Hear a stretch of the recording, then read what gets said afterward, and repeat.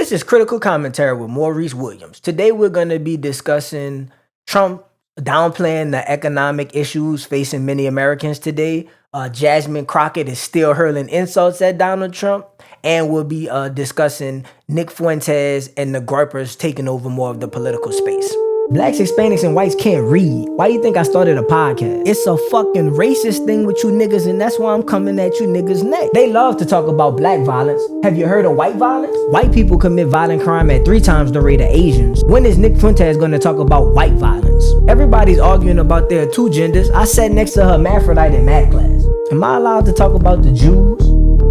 If she wanted, we could do it in the morning. Yawning, letting my eyes stretch, baby, I ain't a novice. I've been a dog, she FaceTime, but I never call. Many Americans are currently hurting right now. They're living paycheck to paycheck. We've seen some in the lower class struggling in need of food stamps, though it looks like there's some relief on the way as the government will be opening soon.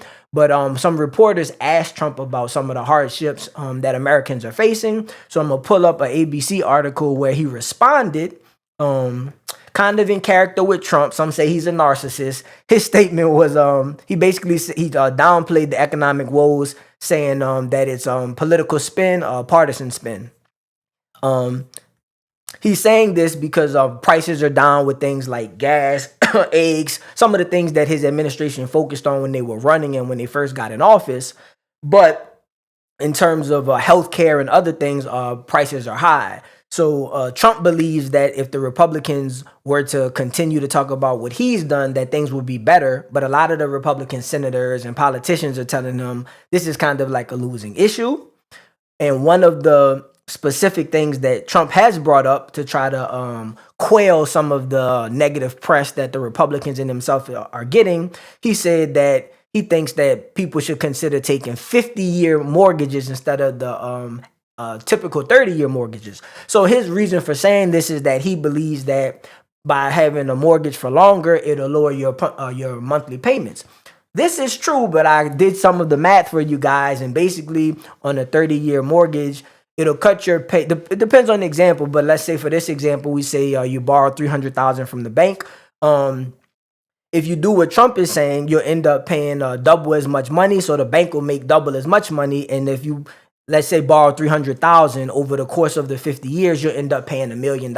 So basically, you're taking out a loan for $300,000, but you end up paying $1 million to own this asset, right? So it doesn't make sense, and that's why Republicans and Democrats are both telling him you need to stop trying to get rid of the political spin on the economy and just the Democrats are saying the Republicans need new policies because they're saying the economic woes are because of the policies. What the Republicans are telling Trump is, look, some things we have done have helped people, but people are, because they're living paycheck to paycheck, the healthcare costs are rising, etc., interest rates are rising, etc. It would be better just not to speak about the economy. It's not that the Republicans think that their policies aren't working. They're just saying for the average person, other than if people were feeling good about the economy, which they aren't, polls are saying people are feeling negative about it, it would be best to just stay off the topic. Moving on into other news, continuing on with the feud we've been covering between Jasmine Crockett and Donald Trump. Jasmine has let us know that some Republicans have come up to her privately and explained why they are angry with her and why they kind of publicly are battling her at the moment. So I'll play that clip for you guys. This is actually from Roland Martin's show, which we covered yesterday. Reasons that he usually can't keep my name out of his mouth is because he is threatened with my ability to communicate. He understands that when I speak, I just speak very plainly, which allows me to communicate to the masses, which a lot of my colleagues don't necessarily. Let me be real clear, Congresswoman. I had a very well-known Republican tell me the reason our side hates Jasmine Crockett is because she's good. He was like, he said it. He was like, she drives us up the wall because she's good. Those were his exact words. Yeah, I don't doubt it. I mean, I've literally, as you know, I'm constantly traveling the country.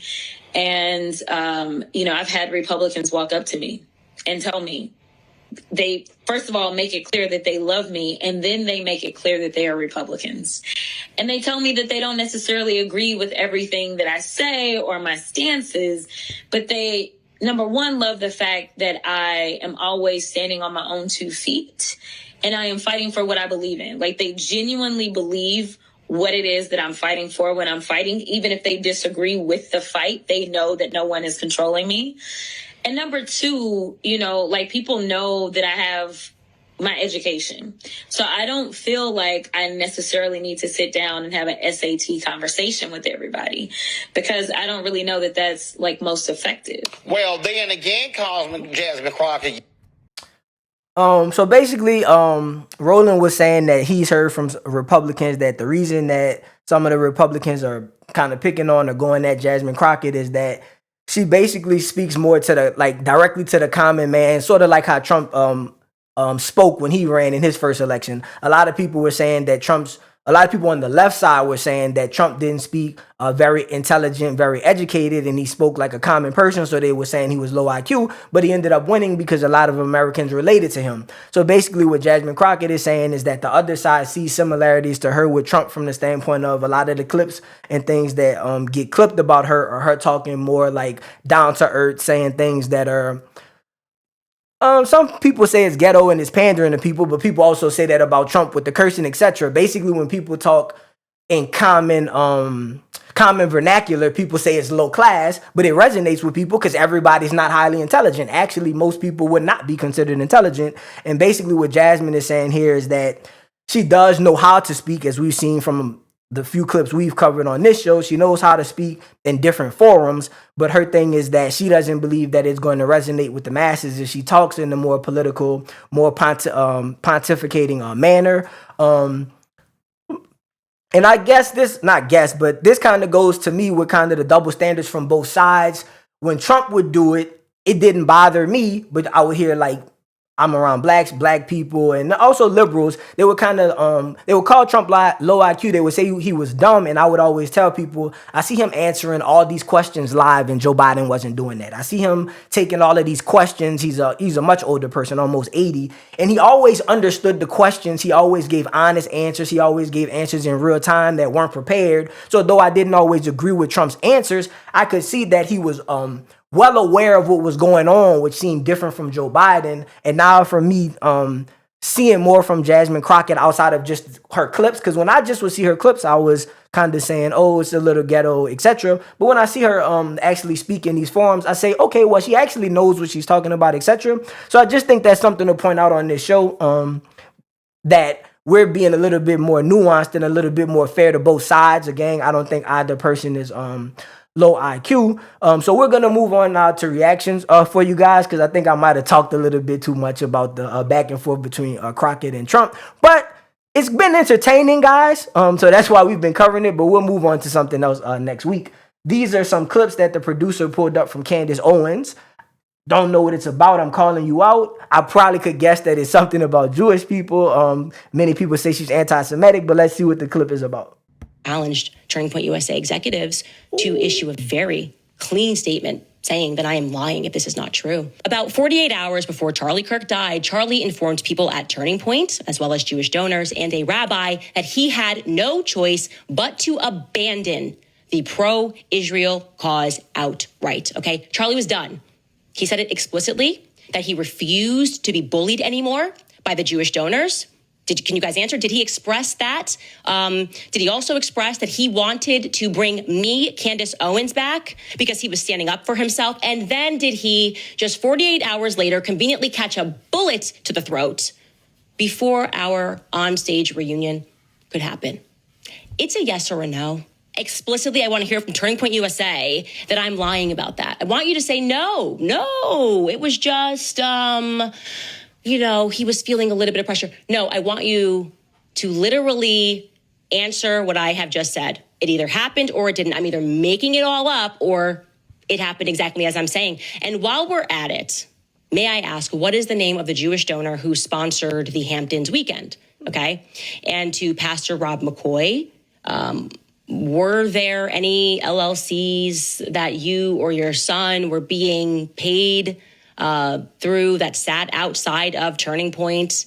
I'm asking that question genuinely. Yeah, I'm putting the fire here right at the feet of Turning Point because I am disgusted. I am genuinely disgusted. I am looking around and wondering whether Charlie's entire life was the Truman Show. None of you guys are behaving in the way that you should be behaving, okay? There is no way you are letting these lies fly unless, as I am hearing, unless it is true that there was a big payday that was on the line. And if Charlie radically stated that he was done with Israel, if Charlie said he had no choice but to abandon the pro-Israel cause because of, and I quote, Jewish donors, the behavior of Jewish donors, if he said that, yes or no, well then, I don't know, maybe some people didn't want to take that risk that he was going to, become Candace Owens and Tucker Carlson at Turning Point USA with so much presence across college campuses. Maybe they didn't want to take the chance. You see, I'm just one person, so it's easy to just try to cancel my life and lie on me every second of every day. But Turning Point USA, I think, got a little bit bigger than Charlie, and I'm no longer going to allow this lie and this narrative. So answer the questions, yes or no. And I'm going to, again, challenge you to lie. And if you do lie, I'm going to expose the lies, and I'm going to start dropping videos, actually. So that's where I'm at. Enough of the games, enough with trying to allow Israel to wrangle a narrative that you know is not true. Okay, before I even respond to this, I got to apologize to Stu.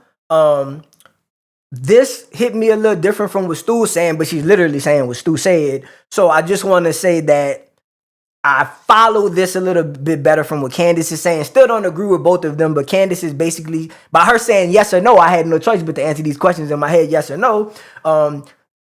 Kirk was saying he would step away from being so pro-Israel. He didn't take the money from Israel. And when he did that, he was killed. Not saying the Jewish people killed him, but the thing she lined up did happen in the way she said.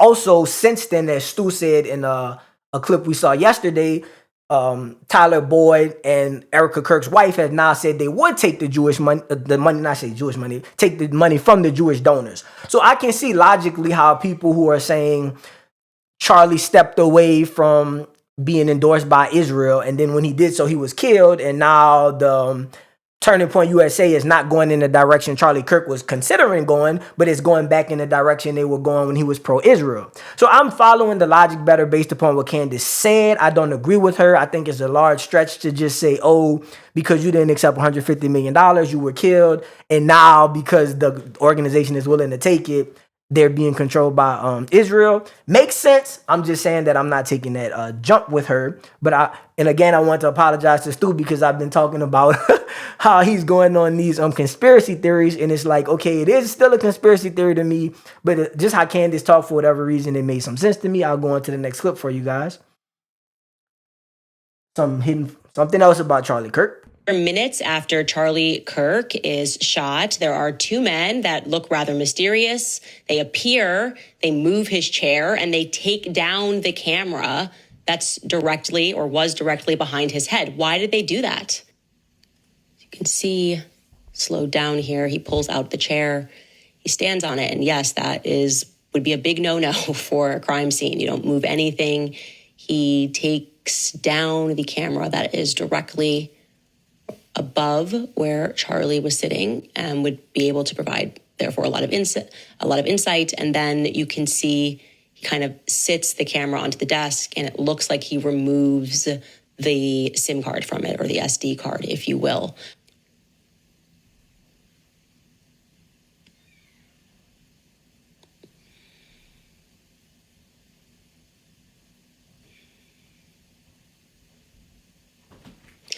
So I'm going when I saw this footage, who is that? Like, actually, I should be able to figure this out because I've got a pretty big network at Turning Point USA. The person's wearing shades. I'm not recognizing the individual. And I reach out to somebody on the inside and I'm just like, who's this person? And they tell me the person's name. And I go, wait a second. And I look again. I'm like, I know this person because it's been a few years, but I know this person. This person's been around Turning Point for quite some time. And I'll say this right now, he was extremely forthcoming. Like as soon as I reached out, I just sent a text because I still had his number, and he was extremely forthcoming, immediately got onto the phone. Then I asked, okay, well, what about this camera thing? Why would you grab the cameras? And he says, because the first thing that I thought is that I better secure the footage and be helpful and hand that footage over to the feds. Well, obviously that's where things get into a pickle with me, because we don't trust the feds. I'm like, just send me the footage. Please let me look at it. There's a lot of conspiracies that are floating around right now. People don't know what to believe. I said, look, I'm not going to publish it. I just want to see it. And I think you should let me see that because people trust me. They know that I'm very serious about this. So in the short run, he agrees that rather than send the footage, he will get onto a FaceTime call with me and he will show me the footage on his computer. He did that, and I watched the footage, and I'm going to tell you what I saw. First and foremost, there is nothing gory about this shot at all. And so, again, I am still going to work with him to get me the footage so that I think it should be shared. There's nothing gory about this footage from the back. The thing that really stood out to me, and I just kept asking him to replay it over and over and over again, is that there's no blood from the back. I'm very confused, not by what I saw, but what I didn't see. Okay? That's pretty much all I can tell you right now.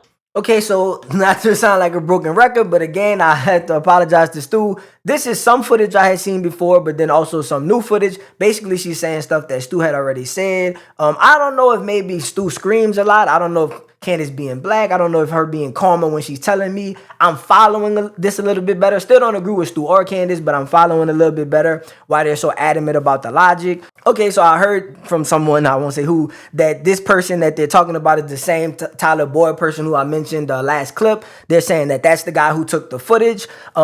So basically, I see that footage was taken. I'm not sure.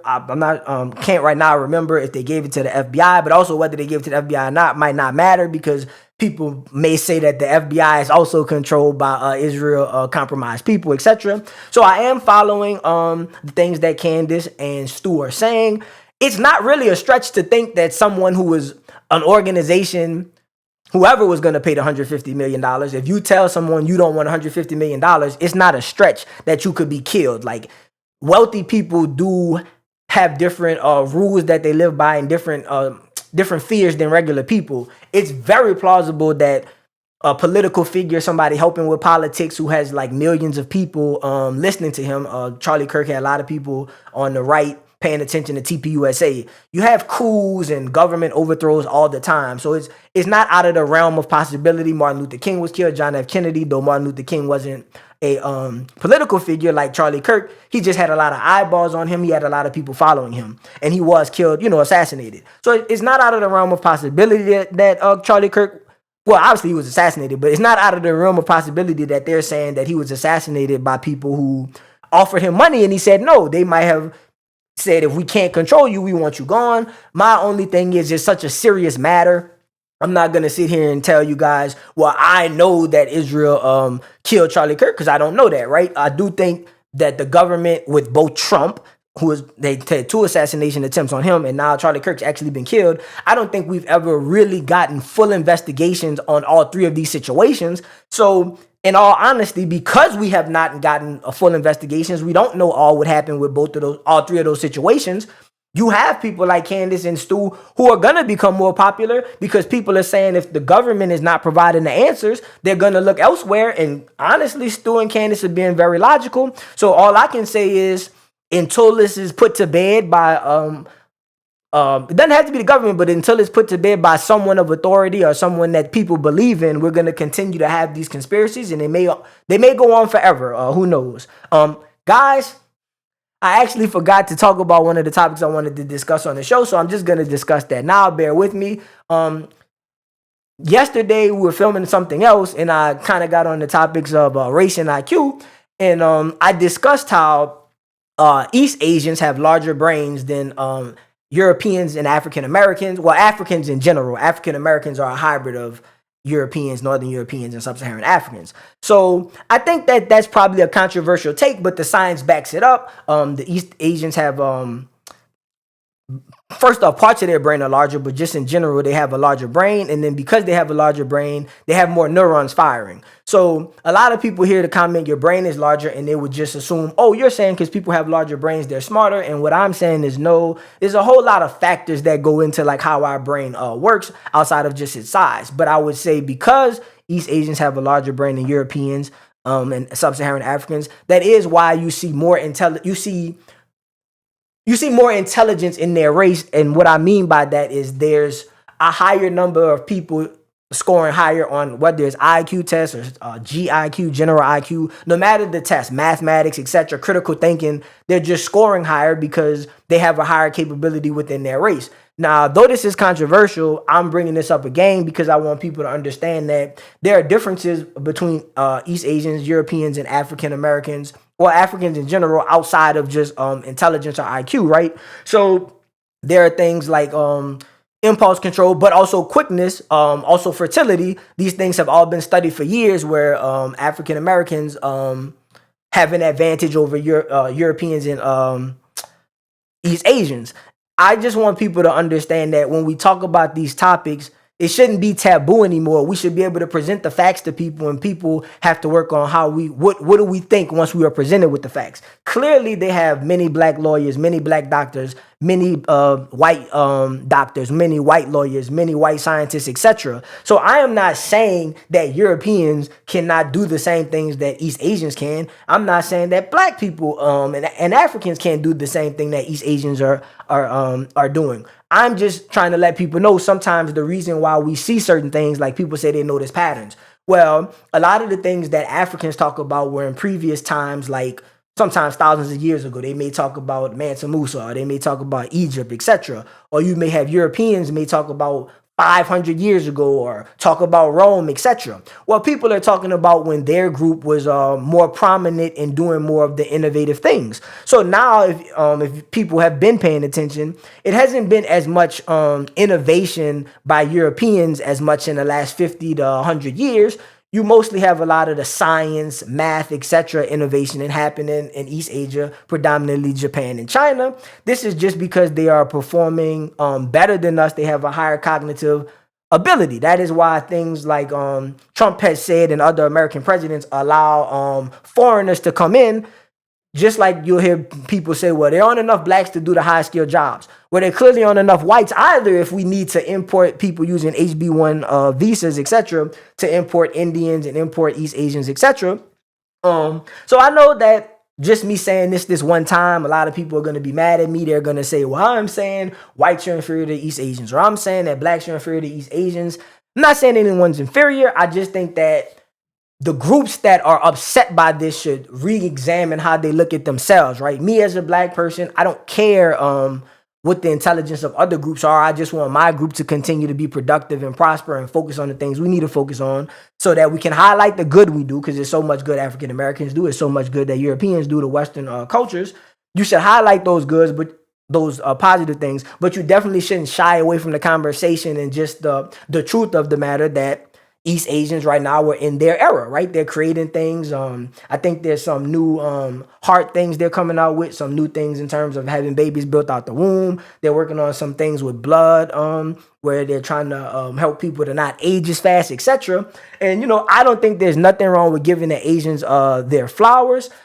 Maybe in the future, I'll cover this topic more so that people can understand the reason why I'm saying these things. I can maybe go into brain development, like I'll just close on this, guys. The Asian brain, it takes about 8 years for it's fully developed, right? The East Asian brain. Whereas the European brain, it finishes developing at 5 years. And then the African American brain, the African American brain finishes developing at 4 years. And then the Sub-Saharan African brain finishes developing at 3 years, right? So the brains take different amounts of time to develop. These various factors may play into why as you get older, some groups have a higher cognitive capacity because their brains took longer to develop.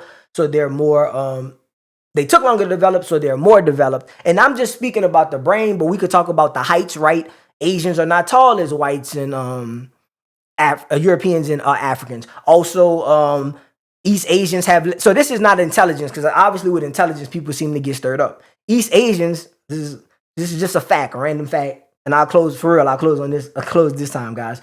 East Asians, many of them don't even have earwax, whereas Europeans and African Americans, we do have earwax, right? So it's like these differences do not have to cause us to fight. I think that people just need to, as I've already said, maybe just work on when we find out the truth about things or we find out scientific information. Let's not jump right into, oh, this is bad, oh, this is not bad. The information is just something that you can have and utilize in your tool of you can utilize to have a productive life. But now I'll go on to the Nick Fuentes clips, guys. And if you guys enjoyed that, let us know in the comments, because maybe I'll do some more of these like off the cusp rants about some of the things that are in my head. But this is another update from Fuentes, updates from Nick Fuentes.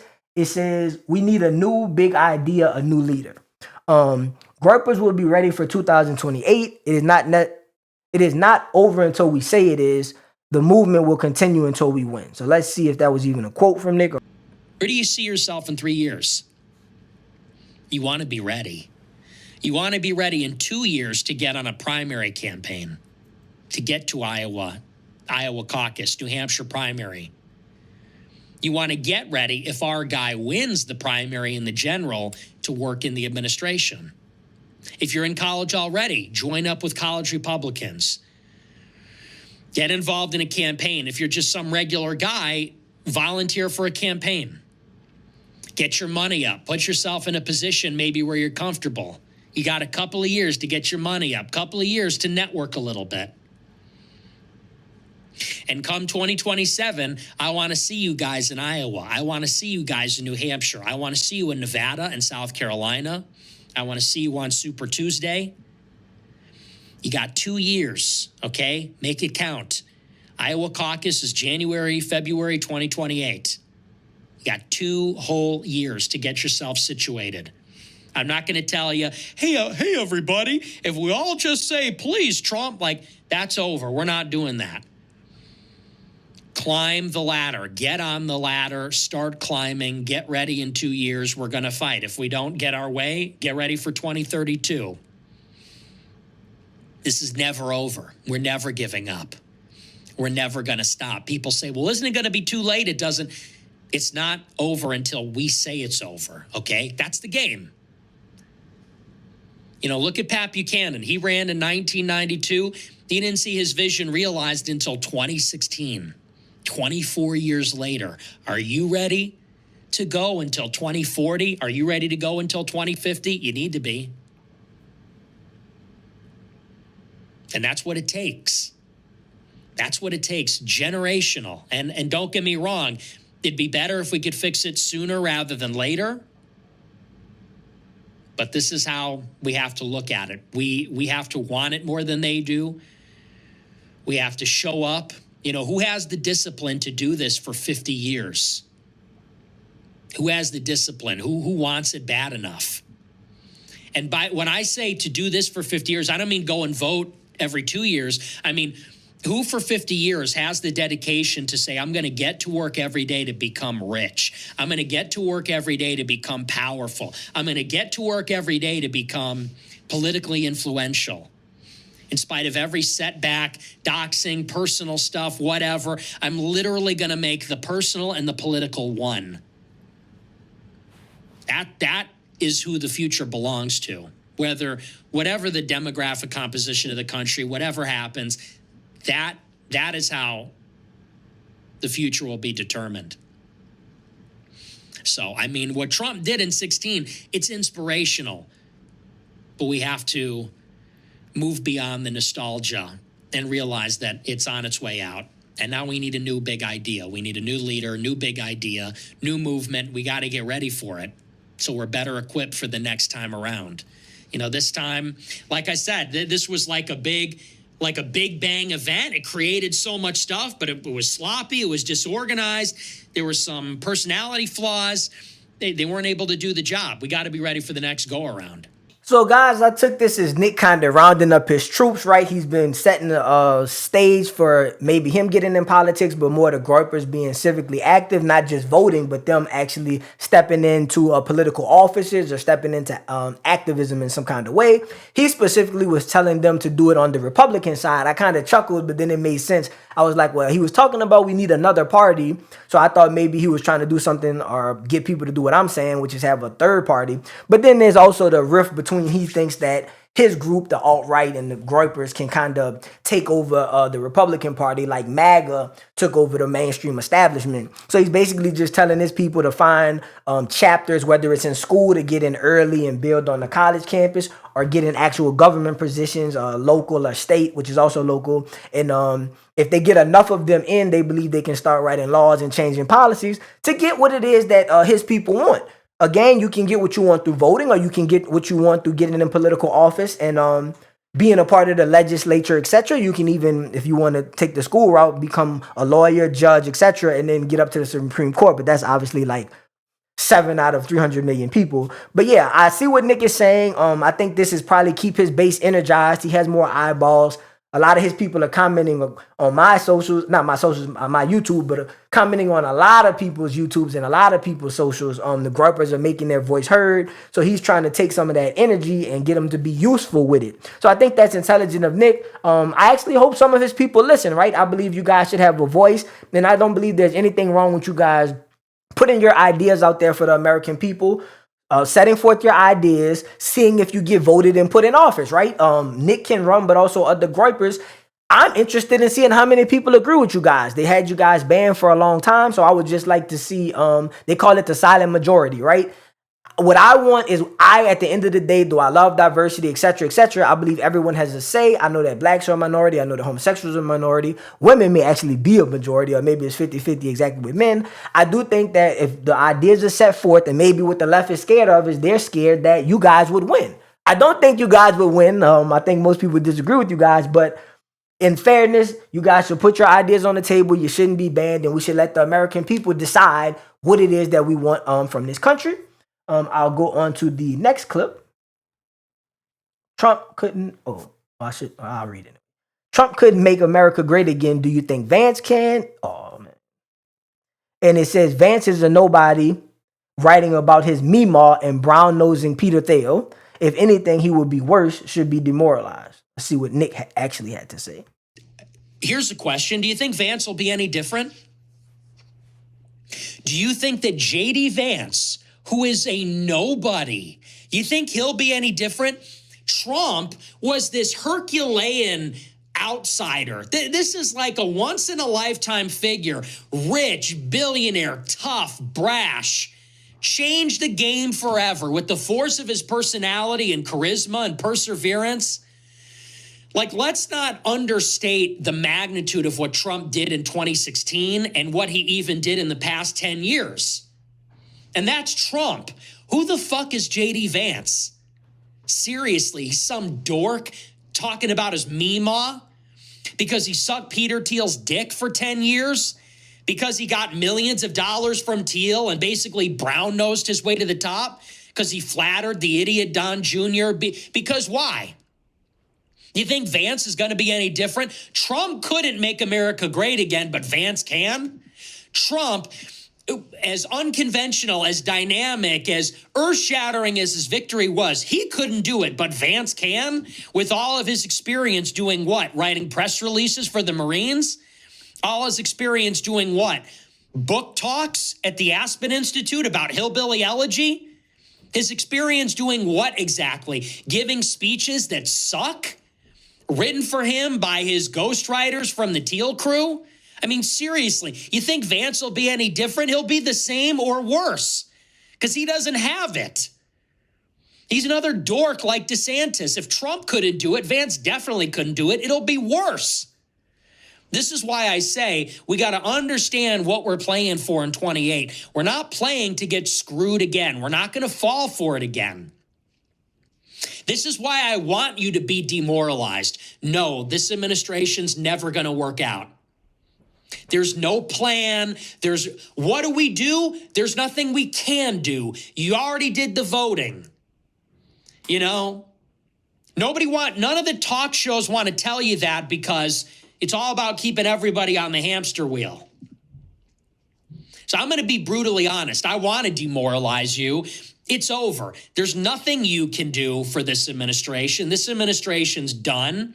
You'd be better off just expressing your discontent because at least maybe then they'll throw us a bone out of embarrassment, out of desperation. The only thing you could do is say, fuck this government. It's over. But trust me when I tell you, nothing good is going to come out of this in the next few years. This is cooked. Okay, guys, so I was listening, but then I zoned out because of what he was saying. He's saying that Trump was generational. I agree, and this is why I zoned out, guys. Trump is generational. Nick Fuentes is generational.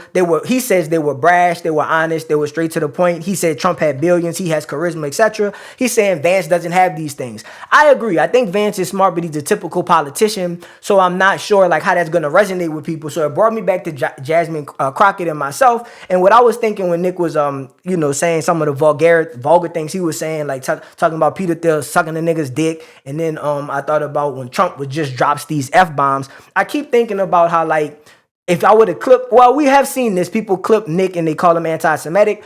I don't think because of the clips Nick is anti-Semitic. I think the jokes and things that he says, they're fine. I'm for freedom of speech. I don't want him banned. What makes me say he's anti-Semitic is that he focuses a lot on Jews, and I've never really heard him go into depth about the pedophilia in the Catholic Church. There's the big scandal that everybody saw, but whenever a Jewish person is involved in some kind of nefarious stuff, he ties it down to the Jews. And then I would say again the same thing with the blacks. You'll have white violence where there's white liberals, etc., but they won't tie that white violence to white culture as liberals. But then when blacks are violent, they'll tie it to the whole black culture. So I have no problem with Trump. I liked Trump. I didn't like his policy, so I've actually never voted for him. But I always tried to be fair and open-minded with the man. I've always said he was intelligent. Nick is intelligent as well, as we're seeing from the clips today and the previous clips. And I think that as we allow the Groypers into this space, I want Groypers to be allowed to speak freely. I also would like the Jasmine Crockett's, myself, and some of the other black people to, when they're speaking freely and they're saying what they have to say, people can say we're ghetto all they want. People can say that we're pro-black, etc., yada, yada, yada. But Nick Fuentes is very pro-white, and it's like, it's a knock to most people, but it's not a knock to me because I think that you should be proud of your heritage. He's actually not white, so I don't quite understand why he's pro-WASP white. I think he should highlight more what the Southern Europeans have done and what the Mexicans have done because that's his actual heritage. I just find it ironic when he starts to talking about Germany, Britain, etc., right? But as I've always said on this show, I do believe that white people have a place in America. They're still the dominant group. They set forth the laws, rules, etc. that we have. They just got it in conjunction with other groups. So basically my point, even though I don't even know that his take was specifically about that, I clicked out, guys. Maybe it's lack of impulse control. I just would like to see the fairness that I give Nick, the fairness that I give Trump. I want the left to give it to those people, right? Let them talk. Don't jump on their neck and define them by one statement. Because Trump, I can't say for Nick, but Trump has said lots of positive things about black people. So I will say that about Trump. And the same thing for people like Jasmine Crockett. Even Stephen A. Smith, I don't think Stephen A. Smith is on the left. I think he is on the left. He's on the left, but probably more moderate because I see him talking to like Fox News, etc., etc.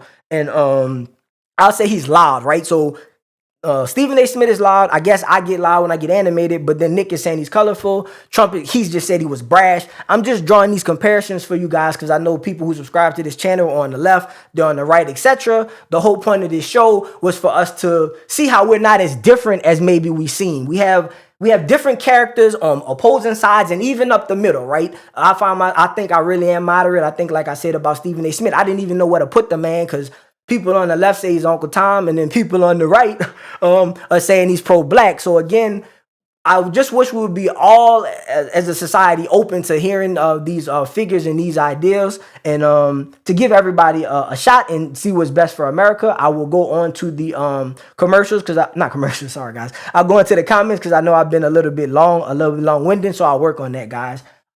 We have 4 comments today. These are the first 2. From Stu Peters, says I don't like blacks. This is from Brutal Truth 4995. Let me help you out, brother. The reason why he holds all black people accountable for what only a few blacks do is because the rest of the community never speaks out about the atrocities black people do. You're right to some extent. You're right, but to some extent you're wrong. In private, I'm well aware that black people call out other blacks, but as I saw from the criticism I got from Jasmine Crockett, black people feel as though when another black person speaks out about another black person in public, it's a problem. It's not, right? We call it out in private. We need to call it out in public, and then people wouldn't think like what you're saying. They would say, oh, black people do hold the blacks accountable who are doing nefarious things like committing murder or robberies. Yes, we hold them accountable, but for some reason, blacks don't want to share that with the rest of society because blacks are too worried about what the rest of the society thinks about them. That's kind of what I was what was trying to allude to earlier in the episode on my rant. I was trying to say you have to believe in yourself and your people and not give a damn what other people think. In fact, they usually accept zero accountability and will blame it on whites. They do blame white people for a lot of things that's not white people's fault. Slavery is not why black people score low on math and reading today. That's just, we need to put in more effort, and we just have to accept, what our abilities are. First, we got to put in the full effort. I don't even think all the black people are trying, but then once we try, then we'll actually know where we are. So I did talk earlier about IQ and stuff, but first we got to try. So I should say that as well. I'm black. Okay, yeah, I got that. And I no longer like black people. I'm worried about you, my man. There are things that you can do, like maybe see a psychiatrist. I'm just playing with you, but I don't know why you no longer like black people. Furthermore, the fact that you as a black man care what this white guy thinks is indicative of the problem. Nah, I don't give a fuck about what Stu Peters thinks. And have told him such. Black people's insecurities are dislikable and exhausting. Yeah, it's dislikable that black people are insecure. I don't know if it's exhausting because I don't care about any group, but I do agree with you there. Black people need to really be proud of who you are to the point where you don't have to defend yourself. You just accept who you are. Black people have no problem holding whites accountable, even though only about 2% of Americans own slaves. Again, you're hitting on a lot. Blacks, for both sides, whites blame the problems of society on blacks. Blacks blame the problems of society on whites. Both groups are causing problems. Let's fix the problems. Yeah, most people don't have slaves, I'm sure, because I just in this anti-Semitic sphere now, I guess. They're saying all the slave owners were Jewish, right? So some people are going to say you can't even blame that on white people. Oh, you said something about Ashkenazis later on, and y'all never have spoke for the Ashkenazi J people, even though they provided the ships to bring. Well, yes, I just spoke about how people said the Jewish people were behind the slave trade. This is why he doesn't like black people, and I don't blame him. You guys are pathetic. Well, you're black too, my nigga, so that would mean we are pathetic. We have flaws, we have strengths. I'm just trying to help the community by providing my insight, hoping that people will listen and we'll see what the community does. There's one more response on this page, and I'll go to the next one. This is from yesterday's episode, Trump Bucks. Cedric Moore 8053, great episode. Appreciate it, bro. I get a lot of these longer messages, people telling me what I did wrong. It's nice to hear that I did something right. If you haven't subscribed, please subscribe. Cedric Moore 8053. Appreciate the energy. Well, you want to answer all four of these or just two? All right. We got time, guys. We got time. I thought we was against the clock. Two Nick Fuentes comments to Dear Black People. First one is from Tan Mac 4138. Yeah, white people definitely need to stay away from you. I'm very loving. I mean, I already gave all the whites the pass to say the N-word. I guess when I start going on my rants, I'll tell y'all why I think white people are black. I'll tell y'all where I think white people come from. But yeah, I don't think they need to stay away from me. I won't hurt them physically, but I might make them think. Might hurt their brains a little bit. This one is from Waxed Tatters. Sounding pretty ignorant yourself. I mean, I'm ignorant. Jasmine Crockett ignorant. Donald Trump ignorant. Nick Fuentes is ignorant. It seems like all the ignorant motherfuckers winning right now. What do you think, guys? Ben Shapiro demands conservatives stop promoting Nick Fuentes. Before I even comment, I hadn't seen the title. Yeah, that's why I don't fuck with Shapiro, right? I mean, just give everybody a voice. He's supposed to be Mr. Free Speech, but I won't go into that because I think I did another episode. This is from T. For Life 786. How do we ship the scumbag back to the country he really can't? Oh, he's talking about Shapiro. I don't want to be. I don't fuck with him, and I guess that's tough. But I try not to come too hard at these niggas unless they came at me. He's not an American at all. Shapiro is for Jewish people only. He could care less about America. Beat it, Shapiro. No comment. I know where the energy coming from. Groypers have said this and others who don't like Ben. This one's also to Ben Shapiro, 99 Michael. I believe Ben Shapiro wanted to take control of Turning Point. Possible. Hoping to influence the movement. It's making a lot more sense now. And perhaps persuade its members to subscribe to the Daily Wire. Probably yes to all that, and some would even say he's trying to do it to get the TPUSA back more pro-Israel. But from what I've covered the last few days, it seems like Erica and Tyler have taken the money, so maybe they're back in the good graces of Israel, which has been shedding subscribers over the... Okay, so people are saying Daily Wire is not as buzzing. Maybe Nick is taking some... Maybe Charlie took some of his buzz. Maybe Nick is taking some of his buzz. Maybe he's jealous. Maybe he's just frustrated that his narrative is not as mainstream, not as popular. But yeah, I hope you guys like this episode. Sorry about how I did the rant in the wrong place, guys. But I'll try to work on that for you guys. Continue to comment. If there's something y'all want us to cover, let us know. I've been going through the comments, not just reading them, but each one, guys, honestly, each one I read them and I try to respond if I have something insightful to say. So please keep subscribing and please keep sharing with your friends and leaving comments. I love all the participation, and I look forward to talking to you guys tomorrow. Peace. If you like this video, please smash the like button, comment, and subscribe. New shows airing Monday through Thursday.